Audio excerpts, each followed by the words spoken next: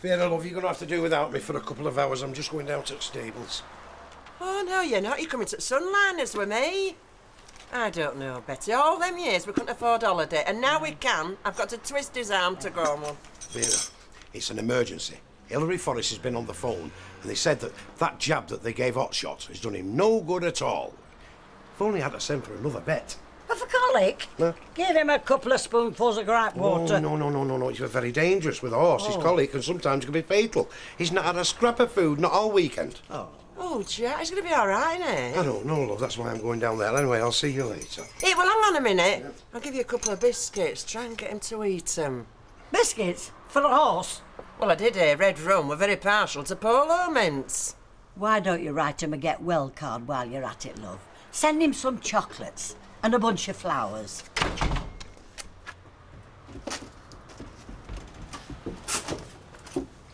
I've got it. Thanks. Good. If I find anything else, I'll drop it in later. Cheers. Andy, what I said the other day, I had no right to. You've been a good lodger and a good friend. So you thought you'd thank me by launching into a character assassination of my entire family? Well, it just came out all wrong. I don't know what it was. I started to feel like this place wasn't my own anymore. All you had to do was drop a hint. I'd have been out of here like a shot. I know, Andy. For what it's worth, I'm sorry. Well, it's a hefty packed lunch you're putting together there, mate. Well, my turn not to work the bank holiday, isn't it? So I thought I'd have a day out, get some fresh air, find a nice picnic spot. Well, there's enough food in there for at least 2. Good. Because there'll be at least 2 people eating it, mate. Yeah, and one of them's a woman, isn't it, Des? That's why you've got your gel on. Listen, the moment there's any gossip worth peddling, you'll be the first to know, Andrew. All right? Now, I've got to get a move on. Of course you have. Else the other teddy bears will be wondering where you are. Somewhere abroad, but not too far, because I don't like flying now, Jack. Right. Somewhere by the sea, not secluded, but with a little bit of nightlife. Hot, but not too hot, because it burns. And it's got to be somewhere where they do English food, because it's got a queer stomach. You know, it sounds like you'd be better off stopping where you are. Oh, don't. You just sound just like our Jack, you. Look, why don't you help yourself to a few brochures for starters? Mrs. Buxton here will be delighted to answer any questions you may have.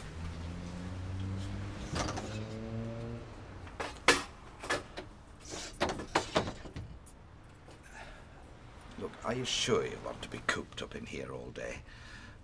We could go for a run out in the car later, if you like. No, I may as well get used to being cooped up.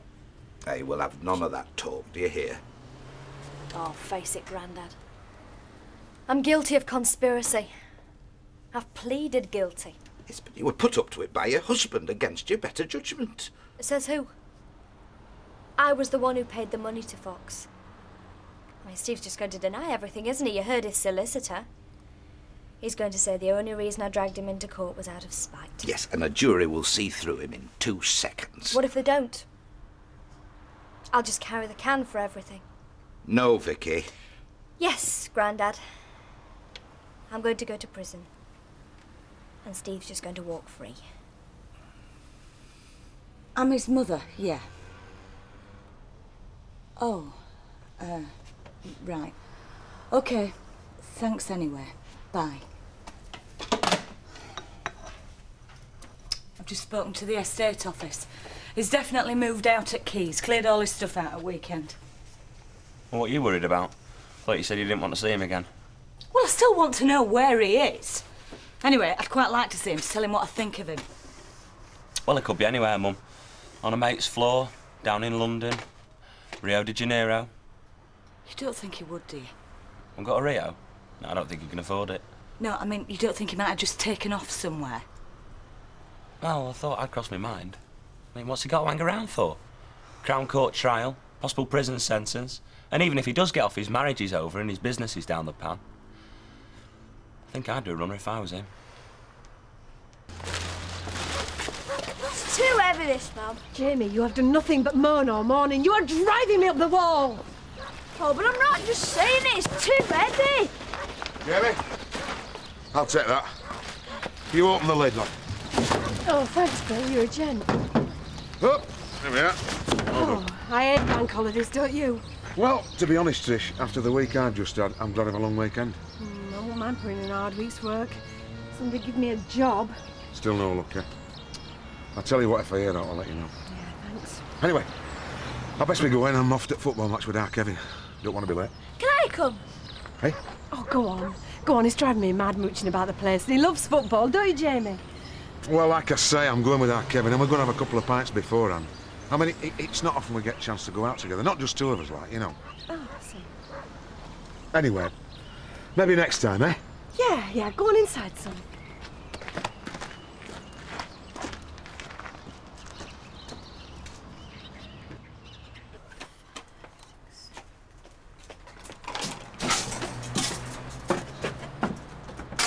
I saw some signs of life, so I thought I'd pop my head round the door. Are you open? Well, I am and I'm not. I've been meaning to do a stock take for ages, and I can get through it easier when shop's quiet. And Mavis is digging for victory.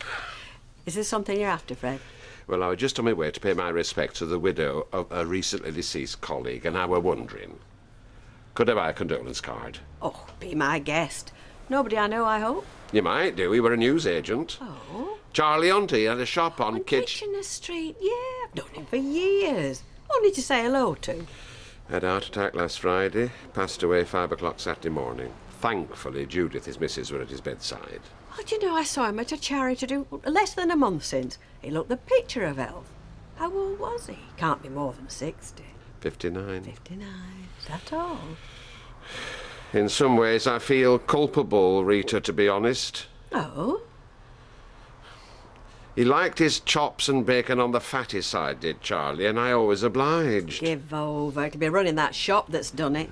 He kept it open every hour God sent. It's not just the city whiz kids who can burn themselves out. Warm thoughts in your time of need. That should do the trick. So you and him were pals, eh? No, not close pals, no, but we moved in the same circles, or should I say rectangles. Well, give my sympathy to his wife.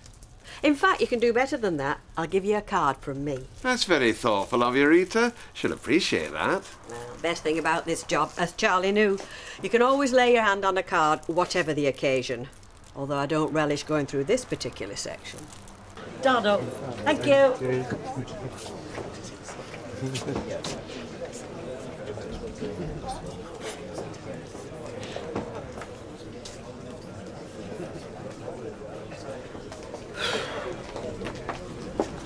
All right. Oh, all right, Dad. Where you was? What you having? Betty, have you got a can of that fizzy apple juice and a packet of salt and vinegar crisps? I have, love. Apple juice? You're not driving, are you? I thought we was having a couple of pints. Well, there's been a slight change in plan. You better get that sucked.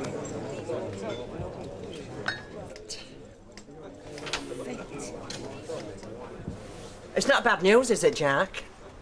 Terrible news, really. It's not died. Don't tell me it's died. Of course it hasn't died, it's as strong as horse. That's another 200 quid up the chute, isn't it? Vet's fees. To top it all, the vet said it's got to convalesce. Can't race again till next season. They just told him no. Look, I felt sorry for him, OK. Come on, it'll be all right. Hiya. I'll do. Here you go. One packet of crisps and a fizzy apple as ordered. Yeah, put that in.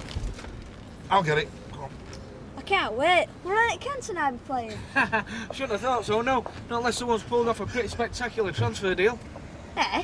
I think you've got up the wrong end of the stick, Jamie. It's not United we're going to see. It's Weatherfield County. They're not even in First Division. Hey, they're still your local side, even if they've not got United's millions. Yeah, and you ought to be proud to support them. But they're rubbish. Hey, look, Jamie, you don't have to go, you know. We can always drop you back at the flats. It's on the way, innit? Well, no. I may as well come now, don't I? Who are they playing anyway? Saltburn, I think. Saltburn? Where the heck's that? Just a little way up from Scarborough. Should be a belter of a game then.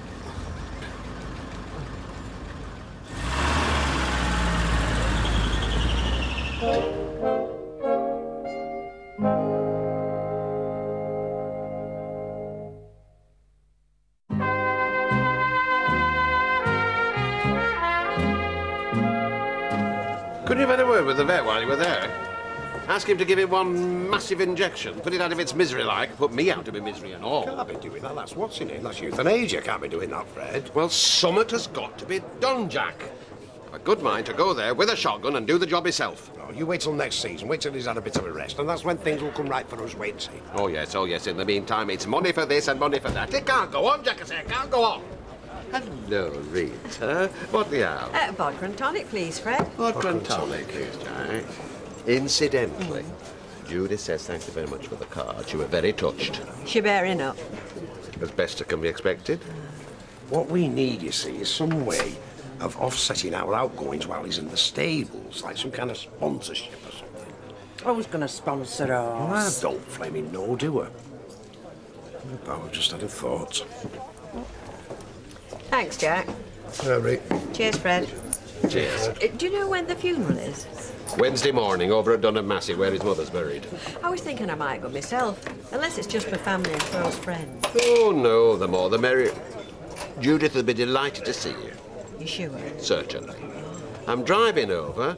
We could go together if you like.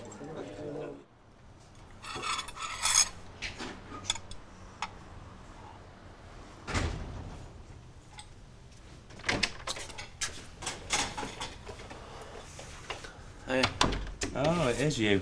We thought you might have left the country. Yeah, well, I thought about it. I even set off down the motorway, but had to come back, didn't I? Got to see it through. It's the only way I can clear my name. Your name's Mud.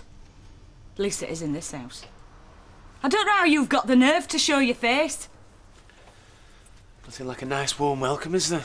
What do you expect after the way you've behaved? I have never been so shamed in all my life. Why? Because I pleaded not guilty to a crime I didn't even commit. Oh, still coming the innocent, are you? Still reckon it were all down to Vicky? She went behind your back and bribed a known criminal. Ha, I can just see it.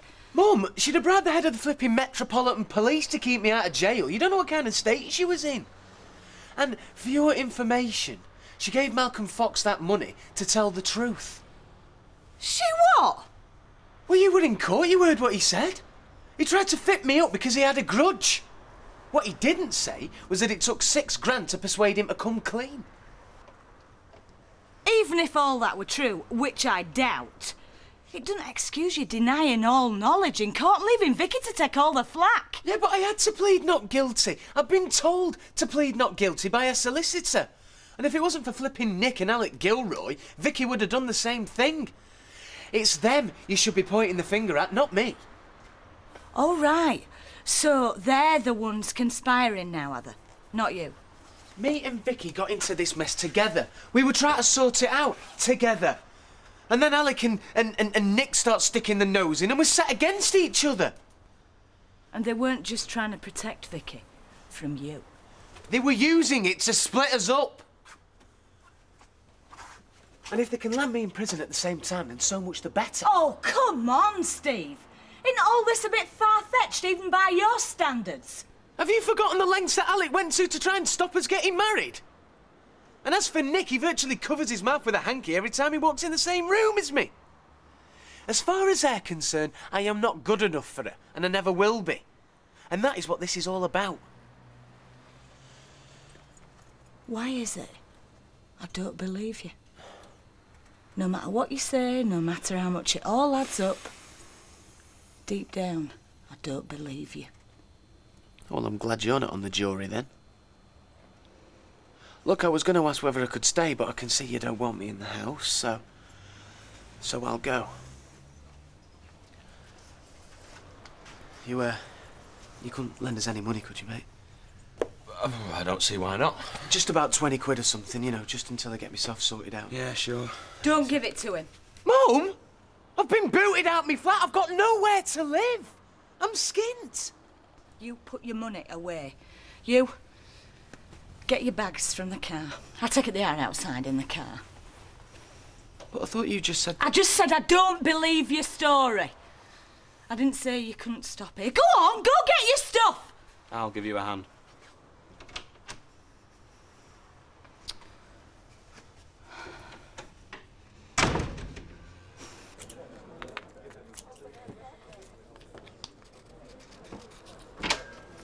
Oh, what do you think you're playing at? leaving me and Betty to cope on his own. Look, you get through. I'll be through in a few minutes. Look, he's even out there. And what are you doing in this collecting box for hospice? That was the collecting box from the hospital. Oh, and what have you done with my brochure on Ireland? Yes, well, I'm sorry about that, but the photograph I wanted. Anyway, we're not going to Ireland for holidays, and Dale's too dear, isn't it? Well, what are you up to? I have just come up with the most ingenious plan of raising money for Hot Shots Keep. You think about it, Vera. Nothing tugs on the strings of folk more than the thought of a suffering animal, which I found out when we tried to ship him to Belgium. So? So, from now on, you, Audrey, Judy Mallet, anybody else with a conscience about animals suffering can put your money where your mouth is.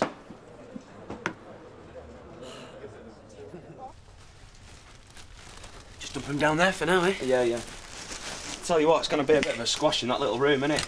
You've enough clothes here to open up your own shop. Oh, I don't wear half of it. In fact, I might go into town tomorrow and see if I can sell some of it. Unless you want any. No. I think the days of us wearing each other's cast-offs are well gone, don't you? Oh, yeah. I'll try this, son.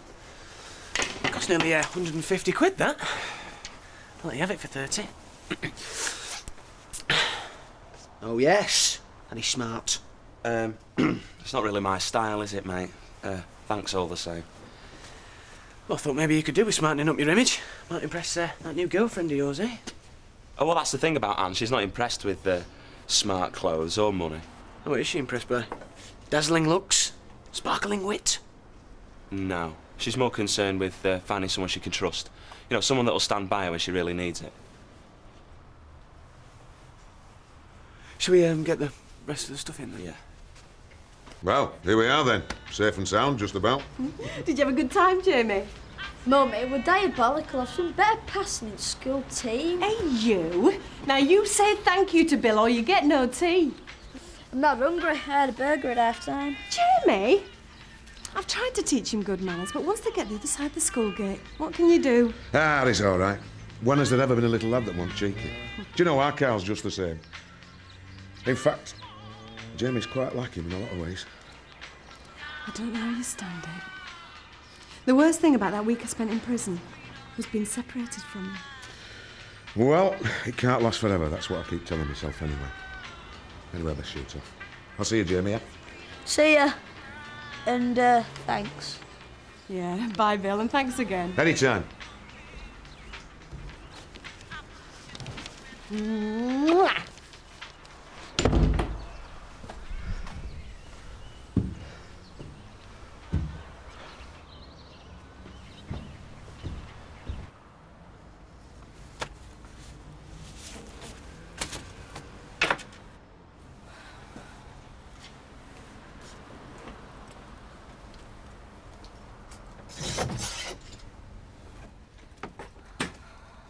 Uncle Nick, what are you doing here? I thought I'd drop in on my way home, see how you are. I asked him to drop by. I just can't bear seeing you like this, love. And I hope that he... Look, Vicky, there's no sense in you getting yourself upset. It's easy for you to say. You're not the one that's going to prison, are you? What did I tell you? Just tell her she's talking rubbish, will you? Well, am I talking rubbish? I can only reiterate what I've already told you, that it's highly unlikely. But I can't give you a cast-iron guarantee. Not unless you allow me to handpick the judge and jury. I know this is a terrible thing for me to say, but I can't help thinking maybe I should have pleaded not guilty. In that case, you would certainly be going to prison. What if they believe what Steve said? Oh, Steve's version of events is pure fantasy. One of the most ludicrous defences I've heard in 20 years of legal practice. A good barrister, and believe me, the prosecution have a very good barrister, will tear his story to pieces. I'm sure Nick's right, Vicky. And then, of course, there's your testimony. My testimony? Yes, you'll be expected to tell the court what you've told the police. You don't have a problem, do you? No. Why should I? Steve's already testified against me, hasn't he? Denying everything? All the same, he is still your husband. We've got no future together. Not after this. No matter what the outcome is. And 50p makes £5, unless, of course, you would like to put Put your change in our collection box. Oh, go and put that 50p in there. Bless you. I'll give you 20p in all, Jack. Very generous of you, Maud, very generous. Which charity is it actually you're collecting for, by the way? We are collecting on behalf of sick animals. Oh, yes. Is it the People's Dispensary or the RSPCA? Neither. It's a local charity, you see. Let's have a look. Pass me the box, It Maureen. doesn't say anything on it, it's just got a horse on it. It might say anything underneath it. I don't know. When I say sick animals, I'm talking about one in particular, you see. And which animal would that be? Hotshot. That horse that you and your mates bought? It's been very poorly, and the vet's fees are astronomical. Tough. You bought the beast. You and your pals can pay for it. You can't ask ordinary people to fork out for the upkeep of a private racehorse. No, it is more your pub mascot. Oh, is it now? It'd be a different story if it won £1,000. Not that it's ever likely to, by all accounts. I'll keep my 20p, thank you. You can pay for the vet yourself. And you can fish out my 50p while you're at it. And as for that collecting box, imagine what people would say if I put a collecting box in my shop for the disabled and tipped the contents into my purse every time it got full up. That's the same thing. It's exactly the same thing, Jack. I think you'll find that impersonating a charity is illegal. Illegal, Jack. And if I was you, I'd stick to collecting for bona fide charities before someone reports you.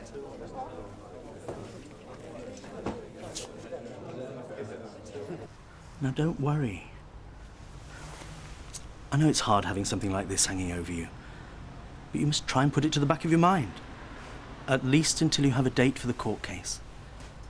Just get on with your life. Keep out of trouble. And whatever you do, remember the conditions of bail. In particular, stay away from Steve.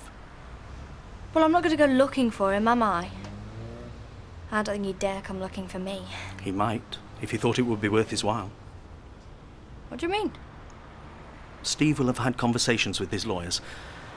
He'll know how important your evidence is to the prosecution. So... I'm just warning you, be on your guard. We all know how manipulative he can be. No, don't worry, Uncle Nick. The days of Steve wrapping me round his little finger are well and truly over.